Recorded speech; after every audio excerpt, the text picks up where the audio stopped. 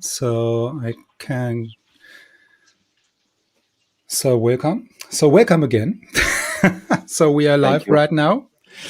I think I mentioned before that Vuk is maybe some minutes late. But I think to at least start the discussion at the moment. So maybe from your side, how is the situation in Greece or also in London regarding to water polo at the moment? Okay, you want me to start for Greece? As I told you, now we are the most important month. All the women and men championship will arrive to the end next month. We have the playoff. The month the May is always every year is the most important month for the clubs. For the titles and also for me as a coach of Olympiacos, we have to fight this season for 2 titles for championship and for the Greek Cup. And then we have also the challenge to participate one more time in Belgrade for Final 8. So till 5-6 of June, we have a full 30 days and really interesting because, before it was really boring. Only trainings, practices, and not very often gaming. So now it's really, we enjoy it. Yeah. So you enjoy it, and you are really in front of the busy months then with May. So Sean, we are not really, have a busy months maybe in front of us. I should have gone first because it's not as exciting as Greece. So no, look, like for anybody over 18, nothing happened yet for water polo. Obviously, anything outdoor, it's completely different. So things like football and rugby and cricket are all fine, and you can play. But certainly from a water polo perspective, things haven't restarted yet. And to be honest, I'm not sure how long it will be till we have a situation where we can think about playing our national league. Yeah. So we have quite the same situation also in Germany. So we are not really able to play or to train, at least for the normal clubs. So the professionals are able to train and able to play the first league or the Bundesliga and so on. So they are able to train, but the rest is really, yeah. Oh, we have another participant. Good evening. Hi. Evening. Sorry that I'm late. I was on. So you're not the last one. So because I already mentioned too much practice. Yeah. I expect the British and German to be on time, but I didn't expect Vlachos. You see. So surprise. As you're thinking, yes. So no, sorry. Just on the pool, I drive like a maniac, and 3 minutes late. Okay. Yeah. So So you stay on the pool today. So Vuk is also on the pool today because he is in Potsdam this weekend. But the pool is near to the hotel, so he will join us from the hotel hopefully in some minutes. So what is so we are already discussing the situation in each location or country at the moment.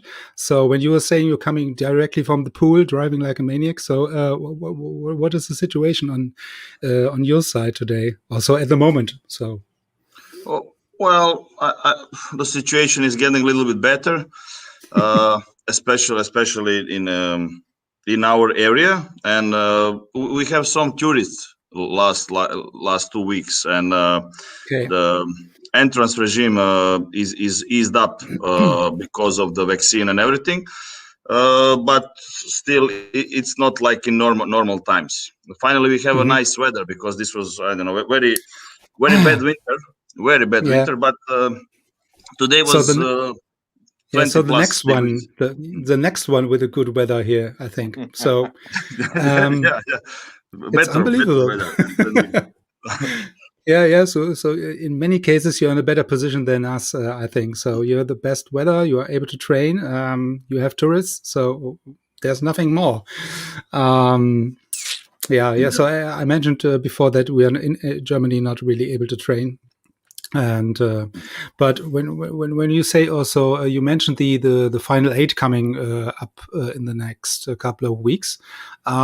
Is there any, or are there any preparations for sure running at the moment? So you're doing really the final things, maybe. Maybe you can tell us about the final preparation for the final 8. You're asking me or Vlachos? Whatever you want. So it's not for sure or myself. I will give the mic to the more experienced one. So okay, Thodoris, please. For me, it's very simple. On Wednesday we start the playoff, and we have to play every 2 days. The semi-final, final probably, if we qualify for the final. And then immediately we have the final 8 of Greek Cup, and then after final 8 of Greek Cup, just 1 week to arrive in Belgrade. So we will not have time to have a special preparation for final 8. Just we will use these games, the playoff, to have a really better rhythm and better condition, and then to rest 1 week, to prepare some details especially for the first game, because we don't know if we will have next game, but the first game is really always the most important, and that's all. We don't plan something more. Okay, so there's nothing special, let's say that way. Yeah, so you play every 2 days. So yes, we don't have time. We don't have time. Each game is a final, at least, you mentioned. So from your perspective, at least a simple one. Yes. Okay. We expect to arrive to the final, but again, we never know. This season it's not like previous seasons. We don't have the much stronger team in Greece, and the other clubs, Vjekoslav and Apollon, really are very more close to our team. So I believe that we will play really very interesting games and very close games. So I hope so that we'll win again, but you never know. You never know, yeah. Friend of Veiko, Kolyan in Vjekoslav is waiting for us, to kill us. So have two Croatian players in Vjekoslav. Always we have some Croatian stories to be involved with the Olympiacos and the Greek waterpolo. Always we have. It's just destiny. It's destiny to be connected. Destiny, bravo, destiny. But we are really connected. I mean, last 5-10 years, really, there is a great connection between Croatian and Greek water polo. But good one, I think, good one. Good one. Good one. Good one. And so, mentality is probably very similar. Okay. Yeah. So what is the preparation for you then, Vjeko, at the moment? Well, it's quite the same, maybe. Mostly the same. We have in 1 week time. We have finals of the championship. We're supposed to play today with in semi-finals, but in quarterfinals, the 2 teams that one of those teams should come to face us. Well, they have corona cases, so they postponed their game, and we still do not know if we're gonna play semi-final and if we're gonna play only 1 game. Probably it's Tuesday, but maybe we will not play because still the situation is unclear. We expect to go into the finals, although this season is very difficult for us. We have, especially after Rotterdam and Olympic qualification, we have really hard time for let's say more than 1 month, and we lost some games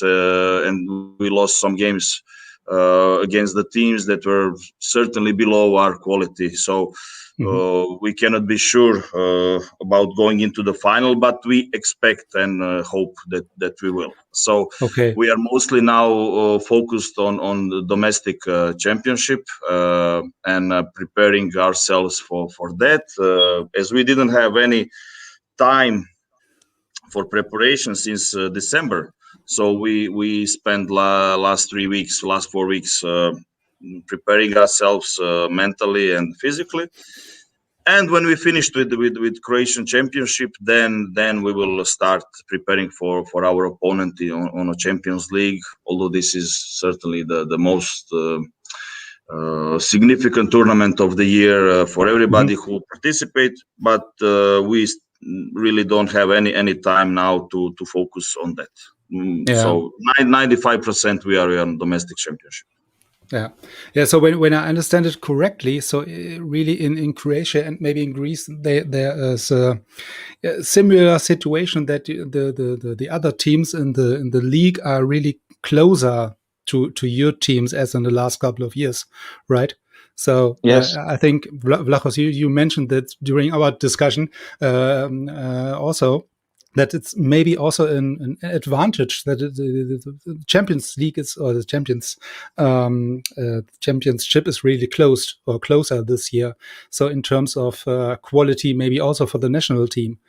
Yes, really, it's much better because every game you have to prepare for every game. You have to be ready. The players, the coaches, everybody has to expect any result. So this is much better for the players. I believe that it's really much better for the national coach of the nation. So in your special case, you are really both positions in one place. Yeah. So of course. So So I remember previous years that we won every season the Greek Championship 3-0 and easy. So we never prepared for any final. So this is not good.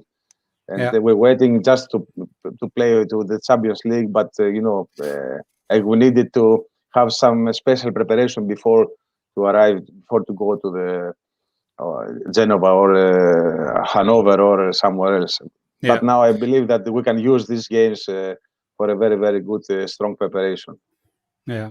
So Sean, maybe the question for you. So you're not really preparing a national team or a Champions League team or whatever.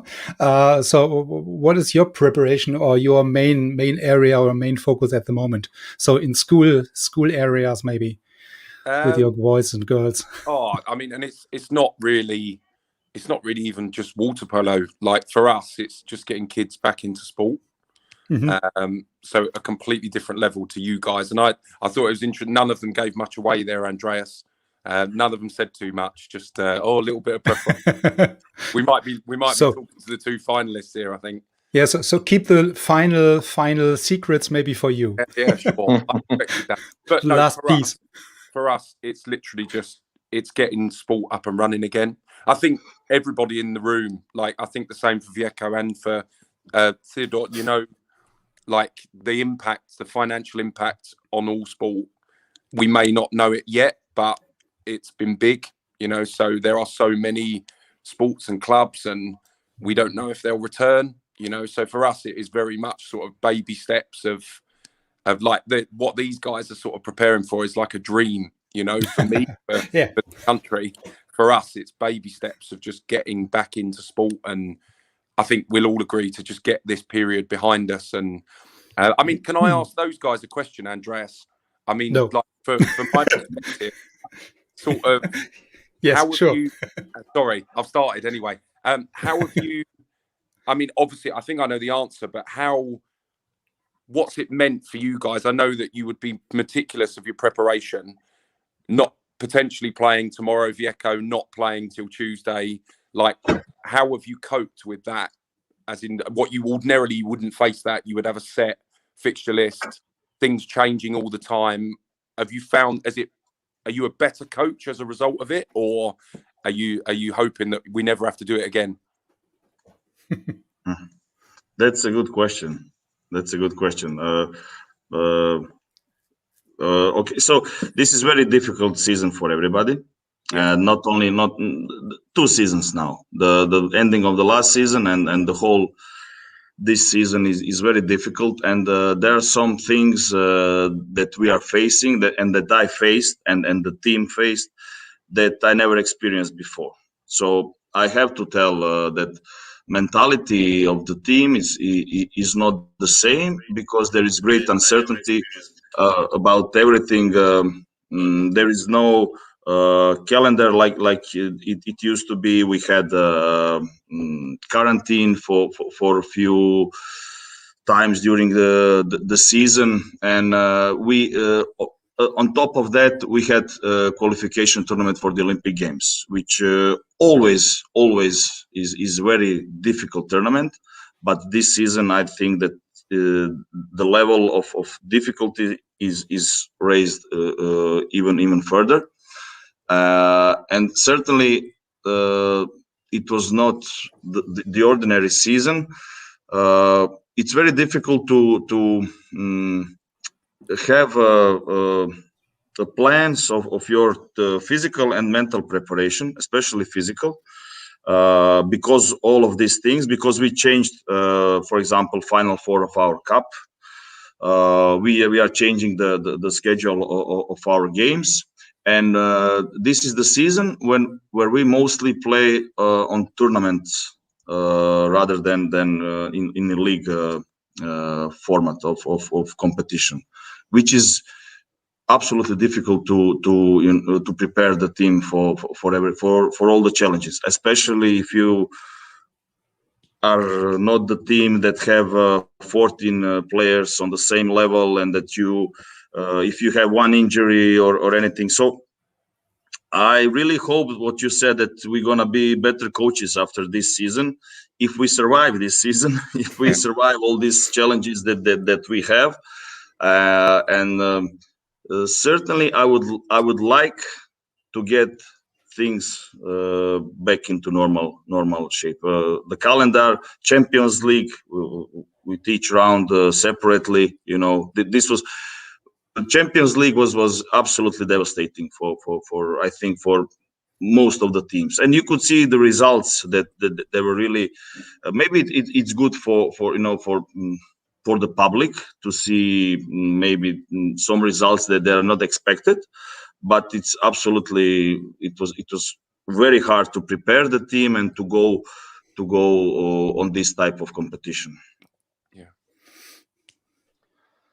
You know, for me, it was really different, much different situation, because especially for this season. Okay, last season, after what happened in March, suddenly stopped everything, and we didn't know what was going to happen, because 3 months we stayed at home and without any practice.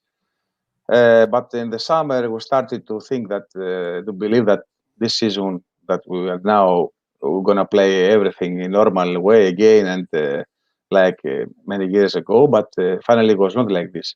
But for me and for my players, most of the players in Olympiacos are members of national teams. So we had really a great big goal this season, a big target for the qualification for Olympic Games. And you know, when you have in your mind you are thinking something that is going to happen in February, and you live for this moment, I believe everything was much better for me, much easier for me to control the players, to have practice with them, to be ready not only physically but also in the mentality. But you know, was the difficult for me was to have a normal preparation without games, without games, Greek games in Greek Liga, different way of Champions League in you know, in the bubbles, not 1 or 2 games every month. And I had to find some really good solutions to prepare them and to make them to be ready in February for Rotterdam. But as I told you at the beginning, the goal was really big, and sometimes when your players do everything you are telling them, so it's easier to have a good result. And yes, that was the first step, and then now we have again. I'm talking to you now like as a national coach, but the most of the players of Olympiacos, 9 players of Olympiacos are members of national teams, so it's much easier for me. And I have also 2 Americans, and also they are members of USA US team, and also we can. Everybody now is thinking Tokyo, so it's much easier. I believe that you understand me. The only thing that I had to find find out some ways to change my practice, to find another type of practice to prepare them in a different way.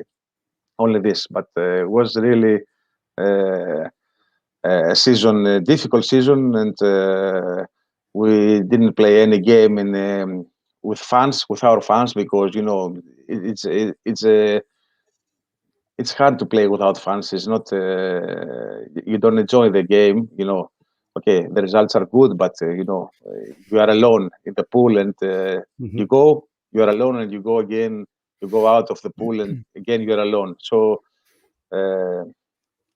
this is what I had to answer you. I believe, I don't know if are you satisfied from what I told you, but more than satisfied.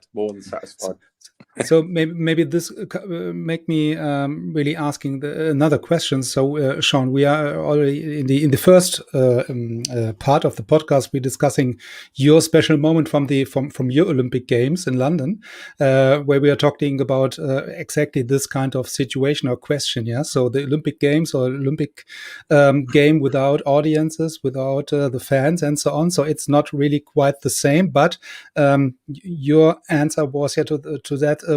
There's a gold medal at the end, yeah. So there's nothing written on the medal saying, okay, you win this medal without any audiences.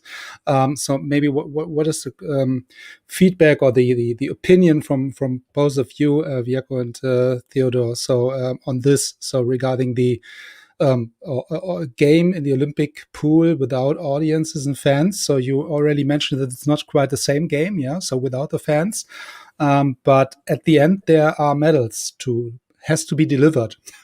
Let's say it that way. So it's not really quite the same, because Sean, maybe you at the beginning you describe, please, your special moment for you in London. So maybe to make it a little bit clearer what I mean. Yeah. So so my special moment was the first time we walked out, and Vjeko will remember it, I'm sure, the double doors that opened before you entered the poolside. And look, I think I said on the last podcast that Theodore, in the UK, I'm used to being watched by a man and his dog in the crowd. We don't get a crowd. My mum and dad are there, but otherwise there's not many people. So when we stepped out to 5,000 people, it was just incredible. There were six. 6,000. It's even worse. When Croatia were playing, there were 6,000.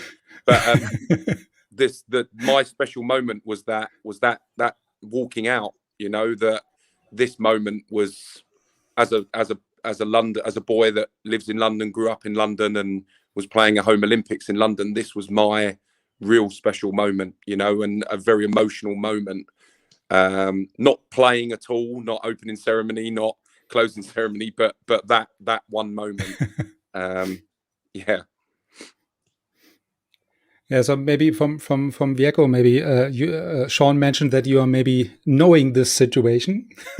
What is your opinion on that? So it's different, but at the end you are the Olympic champion when you win the gold medal match, or each match. Regarding the public on the pool and playing without the public, first of all, I think that we are all happy that we can play anyway. We finished our championship last summer, which was a great benefit for us, and even with the public. But after that, we are playing every game without public. Okay, most of the games are on broadcast on the television or via live stream.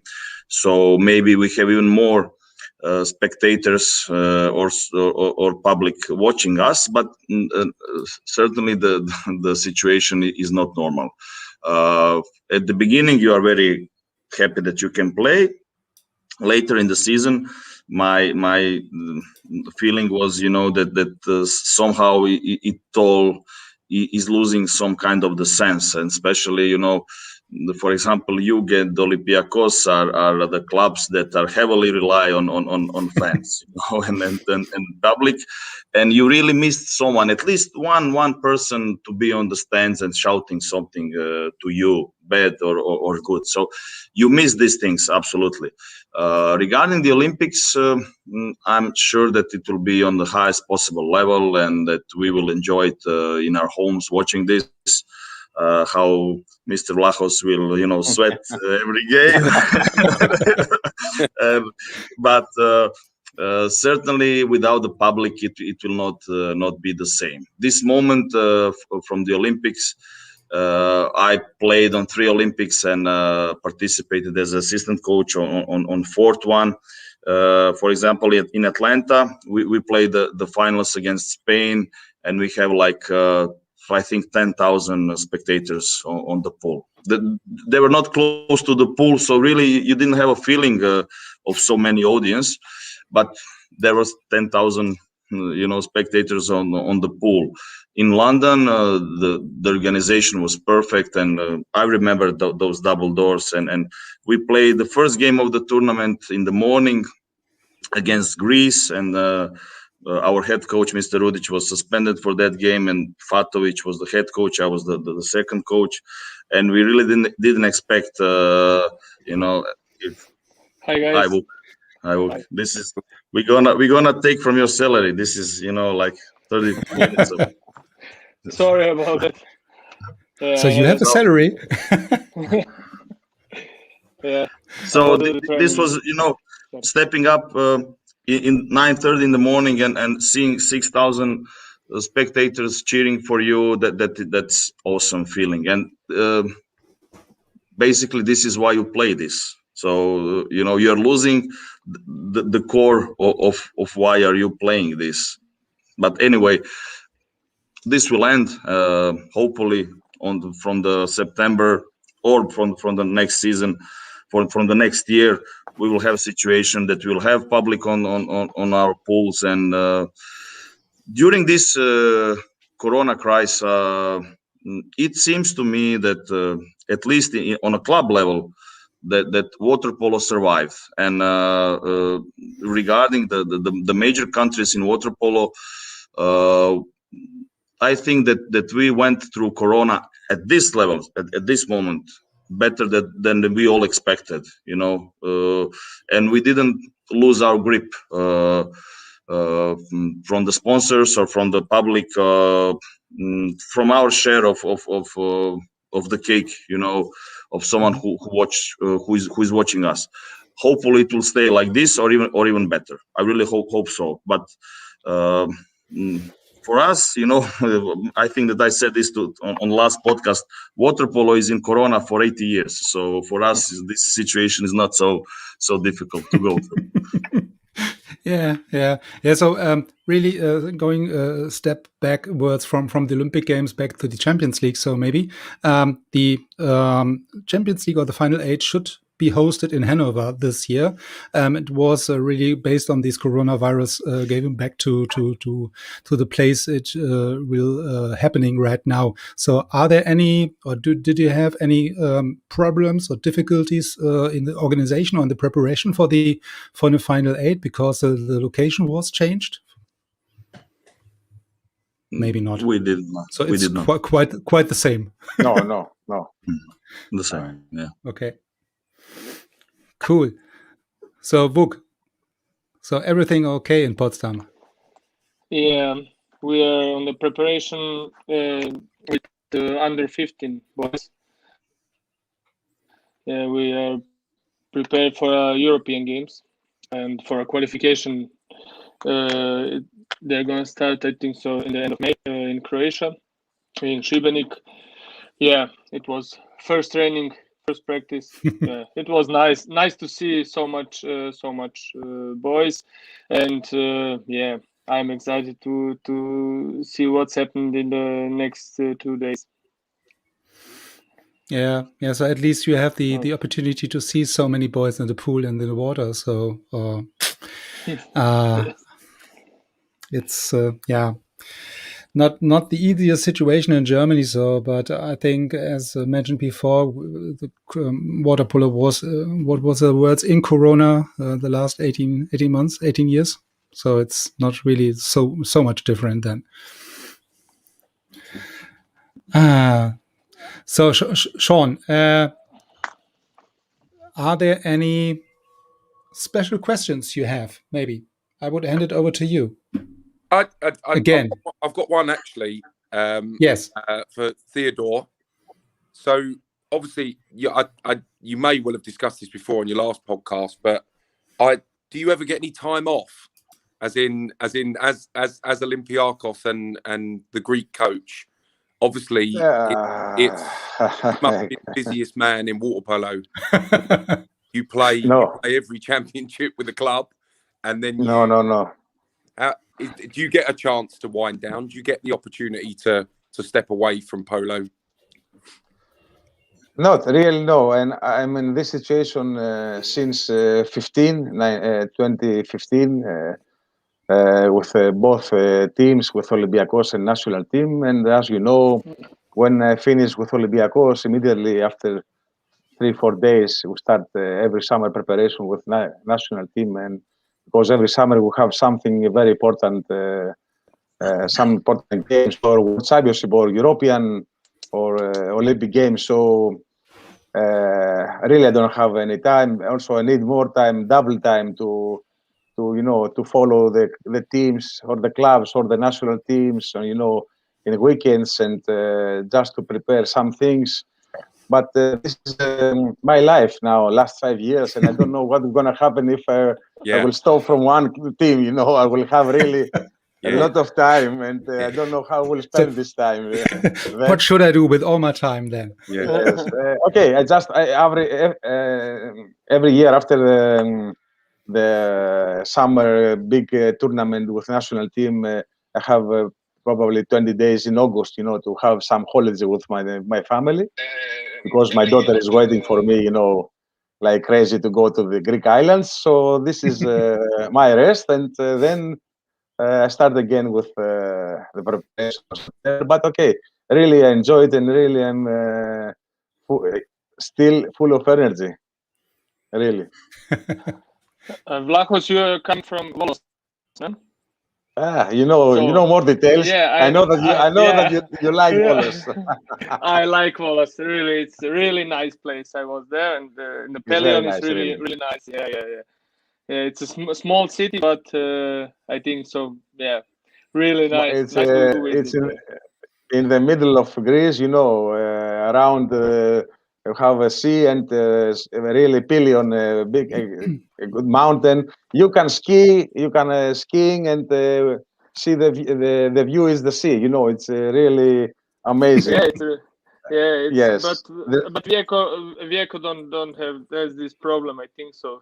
He is more in Montenegro. He lives in Montenegro than in Croatia. But they don't have nowhere to go skiing. But it's okay. Vjeko is complicated. Yes. Yeah. Vjeko is from Zagreb. He lives now in who knows? I'm a city boy. Yeah, city boy went to village. Bravo. Yeah, from city to village. Yeah. But Mr. Vlachos, I understood your point that we are all invited to Volos. Oh, of course. I got that. So, really. So let's book tickets, okay? Ask Vuk is a really very beautiful town. Really beautiful town. It's beautiful town. Really. Yeah, Vlachos. I know. You can eat really good. You can swim good. Skiatos is 2 hours, I think, so from the. Yes. It's really 3 hours from Athens, and from Thessaloniki is in the middle. Yeah. But okay. Yeah. Also, I born there, but I'm in Athens. I live in Athens last 30 years. So I live more years in Athens than in Volos. But my parents are there, so I visit them very often. So this would mean that we make the next live talk then face to face, or what? Of course. I thought waterpolo podcast, but this is touristic podcast. Bravo. So we are trying to cover all the interests of the audiences here. So we are also able to give some tips and tricks for traveling. So at least when we're able to travel again. Yeah. So at the moment it's maybe not so easy. So we come water polo. I have one question. So we come back to the topic, yes, Vuk. We come back to the topics. Sometimes when I watch the Greek players, how to take the ball in the water and all the stuffs with the ball, it looks amazing. I think so. You have better players, right-handers on the right side than much left-handers in the world, and I think so. It's amazing to see how it's for example Milonakis. It was for me one of the players on the right side. They took the ball really nice and how goes to score. It was really amazing. So can you explain us something about that? How they are trained for this for these movements? First of all, we don't like left-handers. We don't like. Okay, so this is the wrong information for me.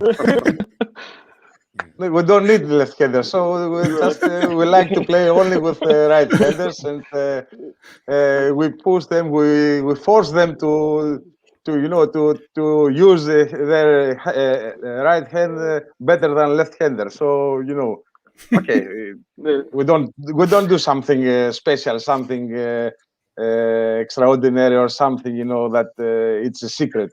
But okay, it's important for us, if you don't have a left-hander, to have a really better technique and to do more exercises and more time in this part of in the practice about the technique. So nothing more. But I believe that one player, when he's a right-hander, plays in this position, he tries more. He forces himself to really to improve more and to be ready and all these things. It's not easy, but okay. We had I was very lucky that I worked many years with Milonakis and Vlachopoulos, and now still working with Genidounias. Okay, really, they are great players, and they can play both sides.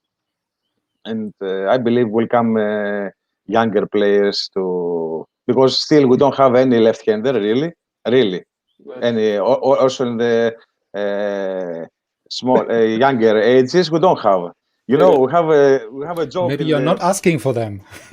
Yes, we have a young boy now. This is a joke, and in our club, he plays for another club, for Chios, but he started from Olympiacos. He's not really, he's not good a player, but okay, we let him to practice with us.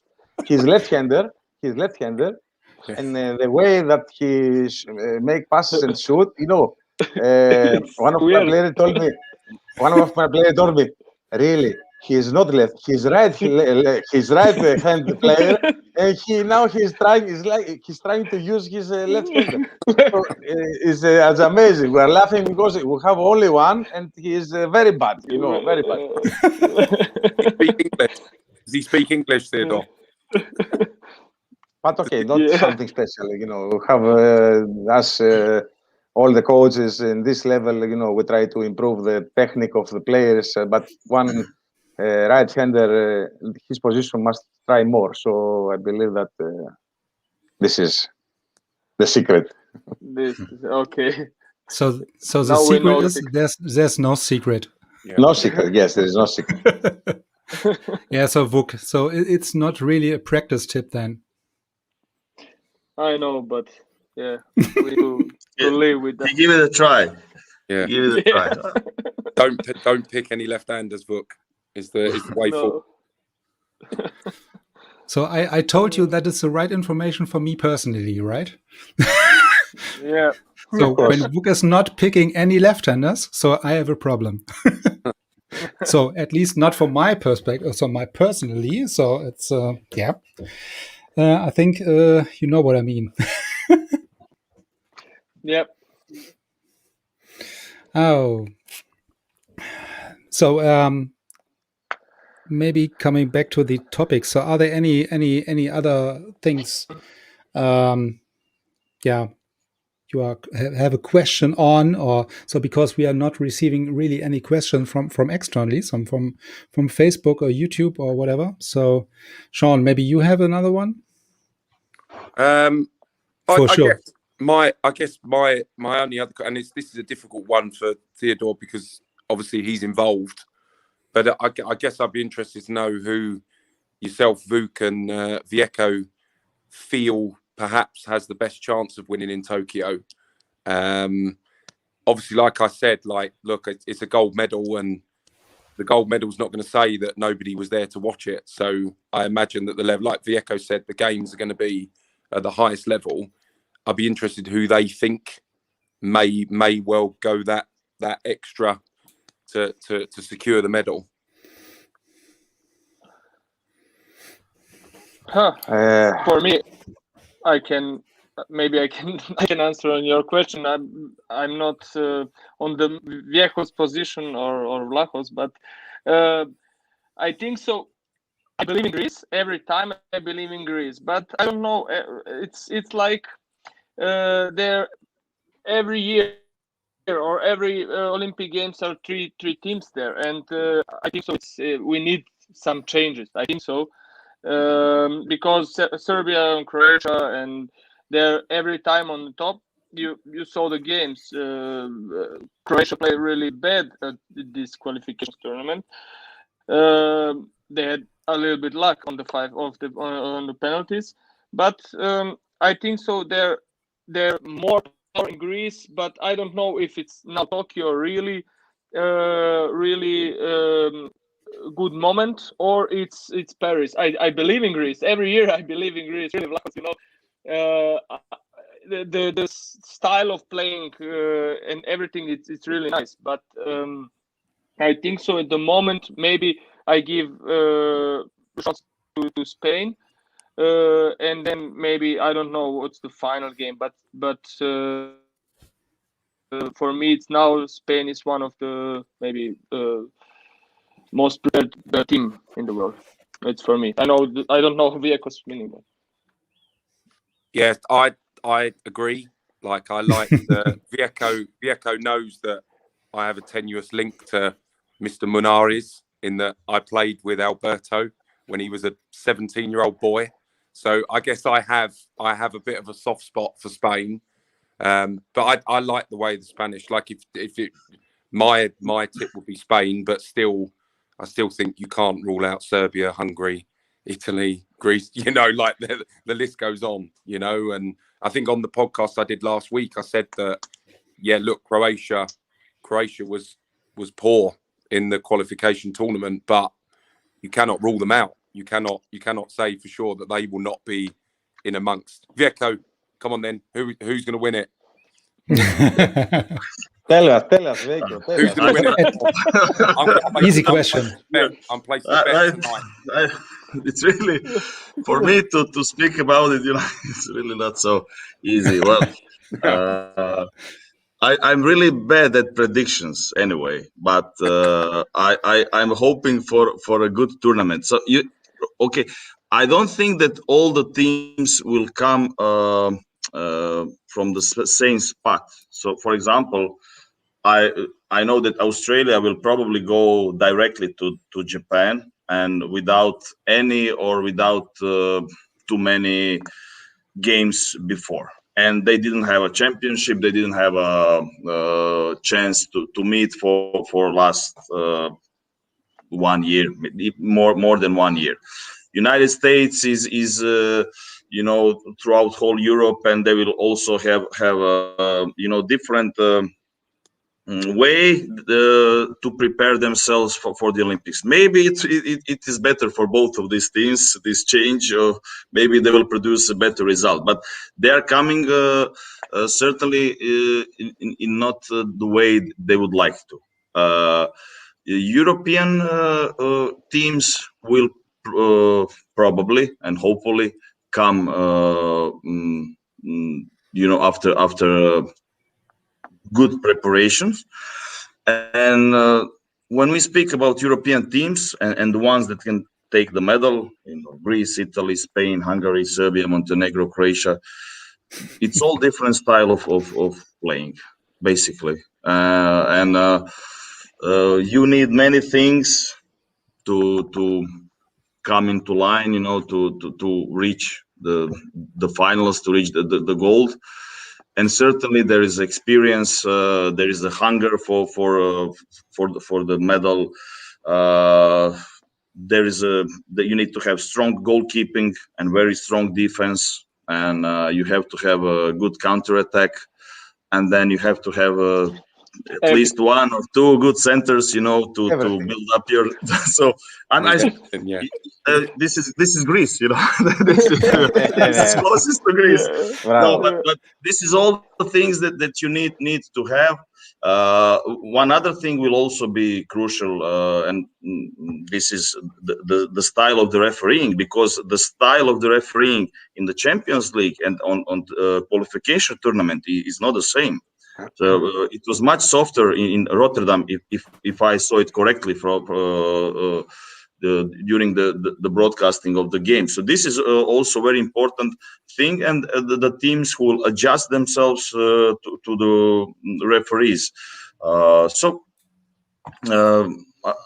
I think that every European country that I mentioned has good and solid foundation to go for gold medals, and let's sit down and enjoy the show. So. Bravo. With a beer.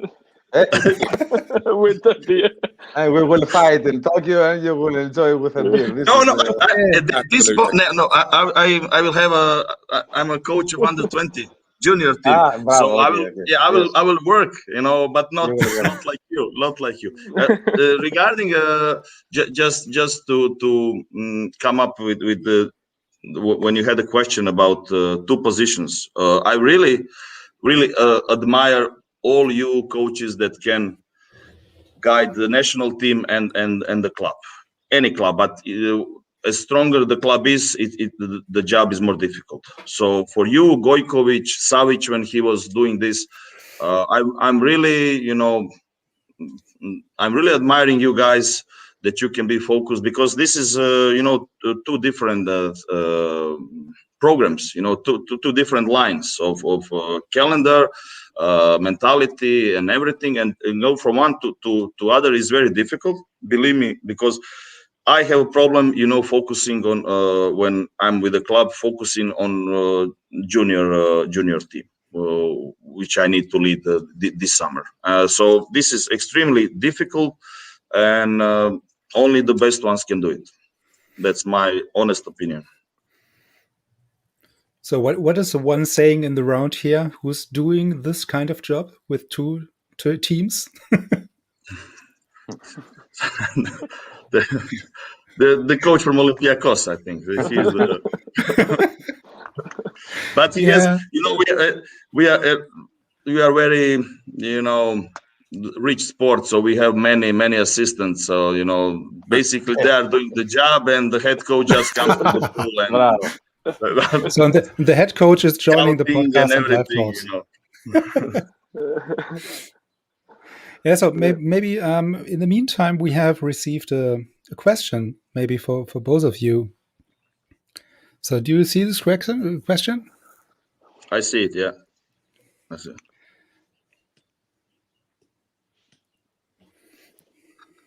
Okay, so I can go first one. Huh? Well, it's I wouldn't comment too much during because the season still didn't end. So There are lots of rumors last 2 months regarding the transfers. and so at this point of season, when we go to crucial games, really, I don't think that it would be wise to comment on these speculations, because there are lots of speculation. There is where there is smoke, there is a fire, but again, there is a lot of speculations. What I can say really, that there are many players from Olympiacos that I would like to lead and have in my team, but regarding everything else, the transfers, the market is going, we can say, wild in last 2 months. During last summer also, the situation was better than we expected, and now the transfers, this gossip around the transfers are starting to heat up. So I think this is good for water polo, but I think that we need to wait until the end of the season to see what will end and who will go where. Yeah. So it's maybe not possible or not fair to comment any or give any comments on these kind of rumors you mentioned. Yeah. So because I can say that, for example, for one Greek player that is in Jung for last 3 seasons, Papanastasiou, that he's an excellent player. That the Vuk mentioned that about the technical things of Greek players, and he really is absolutely educated, extraordinary, and this is what we saw from many Greek players, all the Greek players that are close to the national team. Vlachos just went out. So we are losing. He's not able to comment or anything, so he's left the room. So hopefully it's only a networking connection problem. Yeah. Sean, maybe you are really working with kids in water polo, or only with kids. So what are you saying to them? Really, so we are also discussing this during the podcast. You giving the vision to them, or to give them some advice for the future. Yeah, I guess like we said on the podcast, like we got some money. So UK Sport gave us some funding, and so the rules have sort of changed a little bit in the UK as well. So many clubs, and I guess I know a little bit about Vuk. Obviously, in having been and spoken to Vjeko at length, I know bits about what happens in Germany, but certainly in the UK, kids didn't start to play water polo till they were 11, and now basically the rules allow for kids as young as 7 to basically be insured as players, which it doesn't sound that extravagant, in a much more powerful polo country, but for us, obviously, to start to have much younger kids playing, and what's really encouraging, I'm going a little bit off your question, I think, but there are several different people now that are starting. Swim schools are incredibly popular in every country. I've seen the swim school in Vuk, it's full of kids, there are people that are starting to create water polo swim schools. So you learn to swim and then you learn to play water polo, which I think is a massive thing for the future of the sport in this country. So that's a really positive thing. But for the juniors, I think that I remember talking to Vjeko and him saying exactly that about us living with coronavirus for our entire life. And I really feared what would happen, to water polo, full stop, not just in a small country like mine. From my end, things have actually been really positive. But I'm very fortunate that my school has a pool and the kids have been able to access it. And for the majority, that hasn't been the case. So it's, the idea of games and fixtures. And I mean, I'm so jealous of Vuk that Germany's under 15s are together and they're starting to prepare. This was our dream, was to have an under 15 team competing now. You know, it's probably not going to happen in this country to have a Brit team. So yeah, I mean, it's still very much a case of hopefully the future looks brighter for us. But for now, the disparity in what people have been able to do in this period as men, it's going to take a long time for us to be back to any sort of normality in the sport.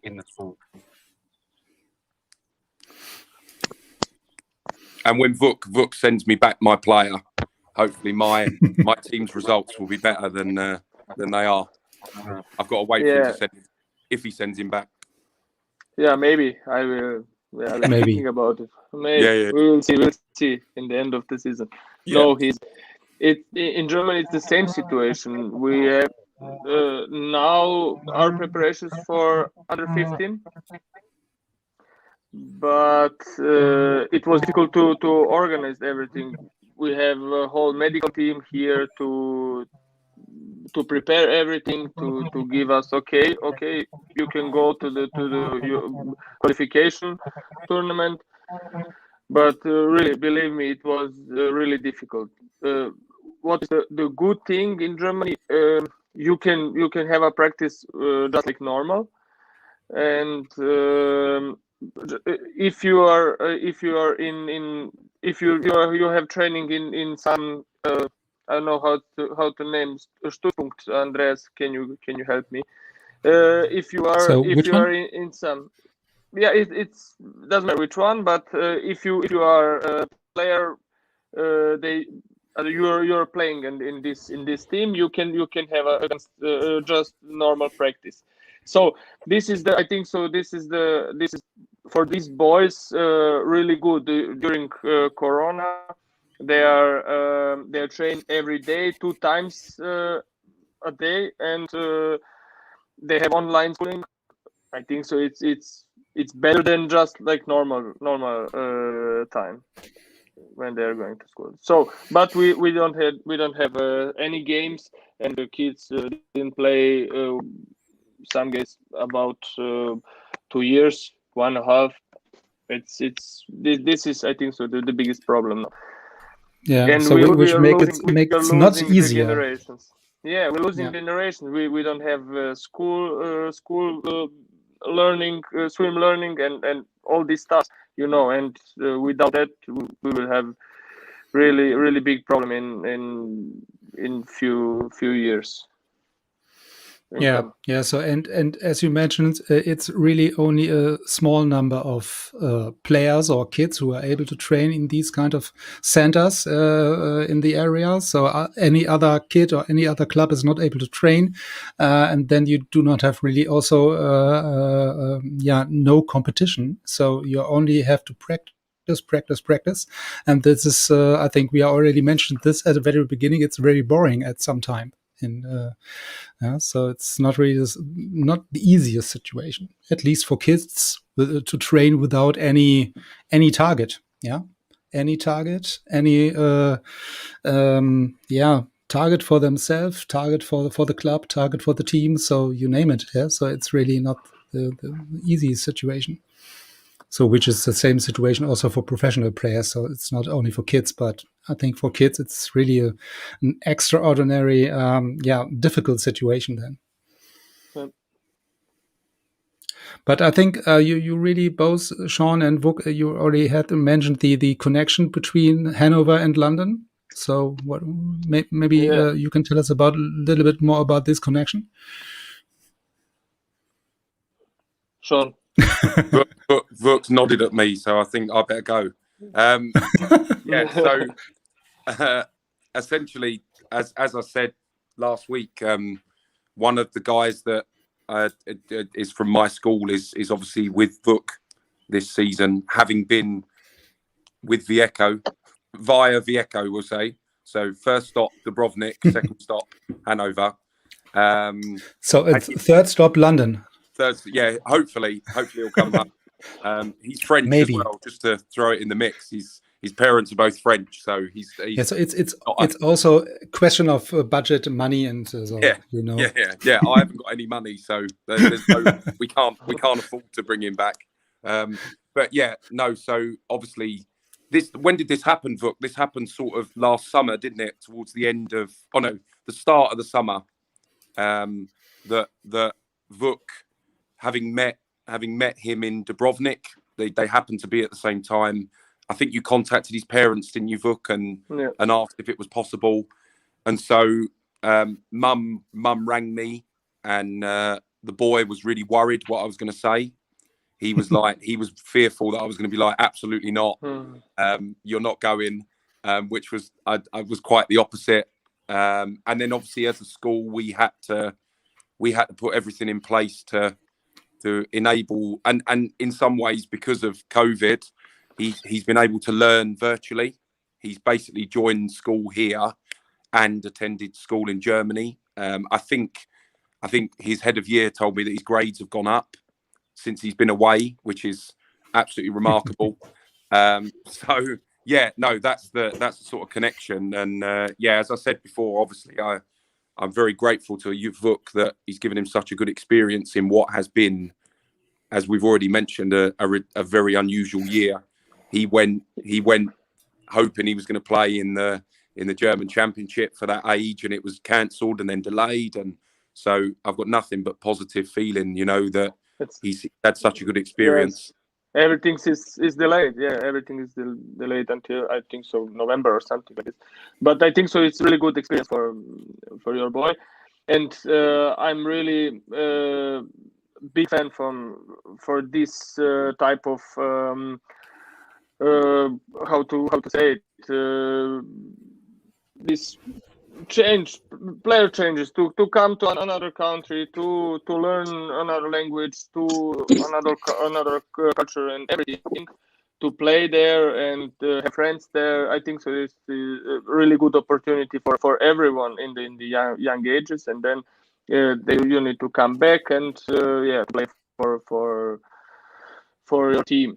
I think so for your player, it's really good. He has a lot of friends here and in a good family, and goes to school. He speaks really good German, and you will see.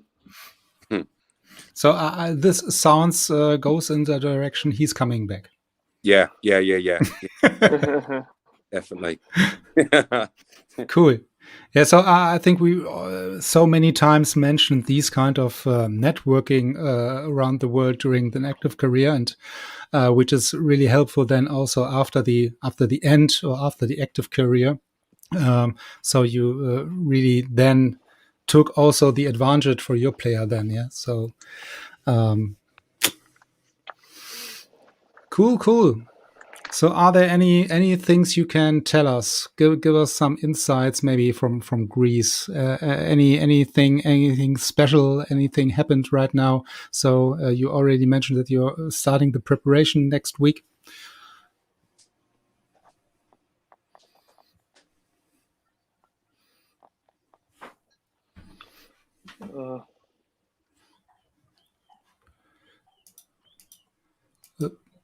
Wrong question. We already answered that. No. Cool. Mr. Vlachos didn't answer the question, but I answered in on behalf of him. Yeah, and I answered the question before for players. Yeah. The moment that you say that you want all the players of Olympiacos, everything stopped in my home. Internet. You were in shock. You just destroyed everything. So the network was shocked. Yeah. My laptop is on fire. Now I cannot. Okay, no, I agree with you. It's not time to speak about all these rumors, because usually last seasons from. After Christmas, from January to March, April, in all Europe, we have many transfers, many players go around. So, there are rumors. Probably some of them will be true, but now all the clubs are in the last very important month for the titles, to finish the season the best way. So. I don't think that I want to say something about this. Of course, we're working to to prepare the team for the next season, because we have to do it now. If we will not do it now, it will be late in summer. So, but now we have our mind only in what for the rest of the season, for just this month and a half. So that's all. Really, I don't want to mention something more. And I agree with Veiko. Cool. Yeah. So you mentioned during our discussion that there's we already mentioned this at the beginning of the live talk, that the last season, really based on Corona and financial crisis and so on, was really a different one. Do you expect also for next season a similar situation, that it's again very difficult, not mainly related financials, but also in terms of teams and better days, because the financial of our club, Olympiacos, doesn't have only one sport, has 16 sports. Is really have many sports to all sports, all amateur sports except football and basketball. But we are under the financial of the football. So if the fans will start again to buy tickets, season tickets for the football, and next season will be, as we know and as we have some information, will be normal in Greece for the football. So we will be water polo, because we speak about water polo. The club of water polo really will be in a better financial situation. So we hope that we can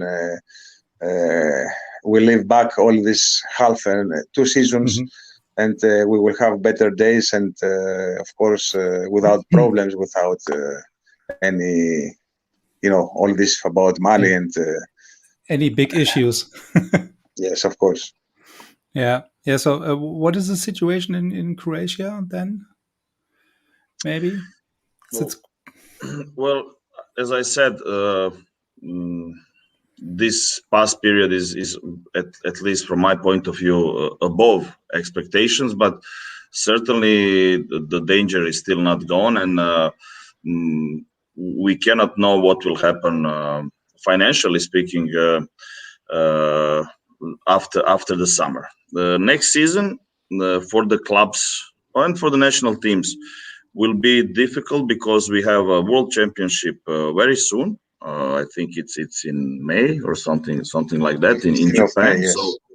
Yes. So and we still do not have a club calendar for next season, European or domestic one. And certainly we will need to go with the preparation very soon after the Olympic Games, and then see if we can all fit in this shorter period for competition. We have a Champions League, we have of course a national championship, we have a national cup, and we have a regional league, which will be very strong next season. There are some propositions about the format of competition, but it will be very difficult. And there is a last few seasons really inflation of the games. Maybe too many games. We all the Champions League teams are going over 50 games per season, and this is without national teams, which gives us let's say a headache sometimes. And maybe this is something that we need to talk about in the upcoming seasons, maybe to reduce some so to keep it, let's say, around 40 games during the season. We are still not a sport. I don't think that we are a sport that have it's not so strong to have so many games in a short period of time. Yeah. Yeah. So I think that is really, this more or less similar question to other sports, like football or whatever. So when there are coming new competitions and a new league and a Euro League and a Champions League and a local league and whatever. So there are so many competitions coming up, and the organization is trying to push this into the calendar of each club, so that there's has to be reduced. Yeah. So at the end, it's really the player who's striking at some time in the future. So maybe you mentioned the closed league in Croatia. So maybe this is something we have to work on in Germany, because the league is not so close. So maybe in this case, when we would have a closer league in Germany, so we have maybe also a stronger national team at the end. I don't know if there's any connection between these kind of things, but I would imagine that there's a connection between these two. It would be certainly easier to make a good national team if you have a stronger league. I don't think if we spoke about this on the last podcast, but I said this many times on these occasions. In the last 10, maybe 15 years, I think that the national team level of competitions is usually very, very high. We had some tournaments that were not really up to the quality and the standard of what we need, but we mentioned Olympic Games in London. They were excellent. We had great European championships in Hungary and in Serbia and in Spain, World Championships. So the national team level is let's say on a high or higher level. But somewhere along the way, we forget about the clubs and club competition, European and domestic ones. And certainly we need more good leagues around the Europe, and leagues that will produce quality and uncertainty of who will win. For example, the French league from this season or last season that invested in let's say in new players, reinforcements, and they have excellent league. So if we would have Mr. Vlachos said about the Greek league this season, and this is something what we all need on the national level and also on the international level, to invest, to have some kind of plan for the clubs. And again, I'm speaking on the national level. For example, in Croatia, we need to think about it, but also on the international level, to raise the level of, for example, Champions League, and to find a way to invest in those clubs, and not creating the gap between the good ones from the Champions League and the other ones. For us to be the clubs from the Champions League, like someone who will drag all the teams behind it, and help them in some way. Yeah. So Vuk, maybe you are only aware of the situation in Germany more than we are. So what is the situation in Germany? So are there any plans or any strategies maybe to get the league closer together? So you're working mainly with the younger kids, but they are also forcing then maybe somewhere in the future into the teams of Waspo, Spandau, whatever. I think so. It's hard to say now, but what I see and what's happened, of course, it's okay. It's not so good, but it's okay. We have just 2 teams, and in both teams there are many players from other countries, and I think so. This is not a problem. This is, I think so, really good thing in these clubs, but I think so they need to have more kids in the first teams, more kids from this club, and not to every time to take some new one, and there's no place for any other kid from Germany, and the all other teams, they're, I think so, level 3 or 4 under these 2 teams, and I think so this is not a good strategy in this league. A few years ago you had Duisburg really strong, Hanover was okay, Spandau was really good, but Duisburg had really good and lot of players in the national team. So I think so 2004 was the Olympics in Greece. Germany was place 5, and it was good. It was not so bad. So the players playing until 2010, 11, and that's it. Now it's stopped. Like you don't have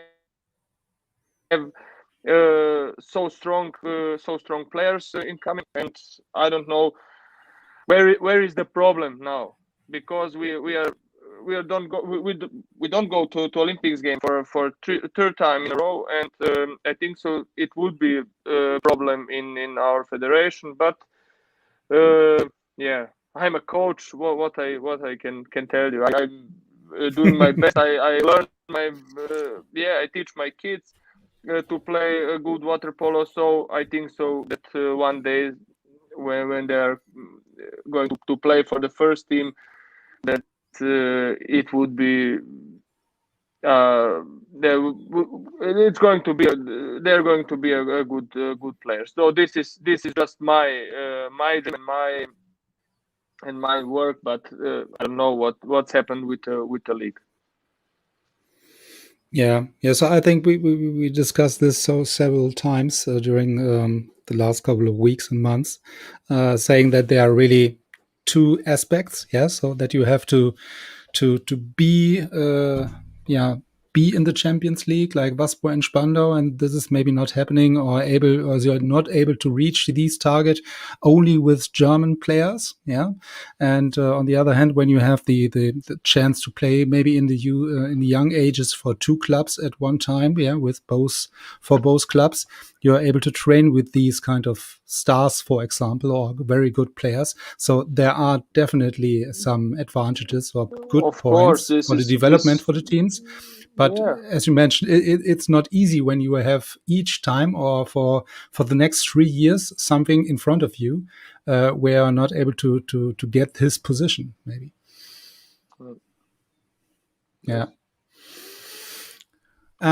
So we already reached over. So we are talking about over 1 hour at least at the moment. So really to give you some time back, and it's Friday evening, so just to let you go into the weekend. So I don't want to waste your time here anymore. So are there any last words? It's maybe not the right sentences, but are there any last informations, any last infos from you on your side? Any last comments for the audiences?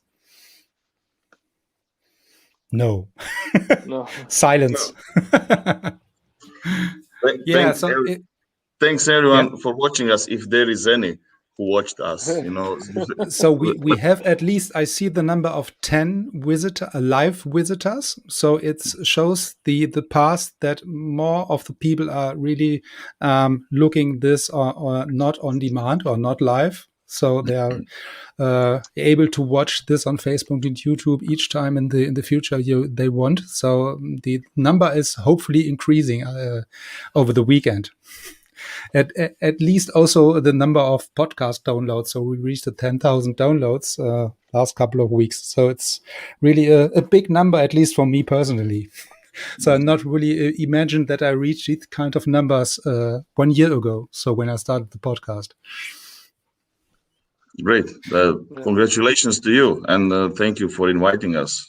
So thanks for coming. So this is not at least. So I'm only the organizer of these kind of stuff. So I'm happy to do it again. So listen, Andreas, thank you because you gave us free summer in Volos. So thank you very much. Of course, this is we're gonna bring presents. But we have a free vacation in Greece. So, it was my pleasure to give you. Sign the contract today. So this is you are really welcome to Volos anytime, but all together, not one by one. All together, you have to meet each other there. So really, you will see that Vuk has a right, and he knows everything. Okay. Yeah. So at least when we're able to travel again next week, so next year, hopefully. So we can share at least from Hanover the car. So we only have to use one car, maybe in this case. It's getting cheaper.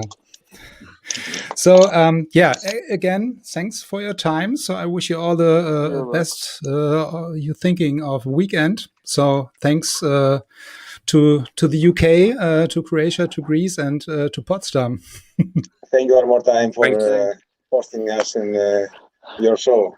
Really, thank you. Each time again. So you're welcome. I will schedule something again. Yeah, maybe. Anytime you want. Yeah. Cool. So I wish you a nice weekend and talk to you soon. Thank you. Bye bye. Bye to everybody. Thank you. Bye, everybody. Bye. Bye.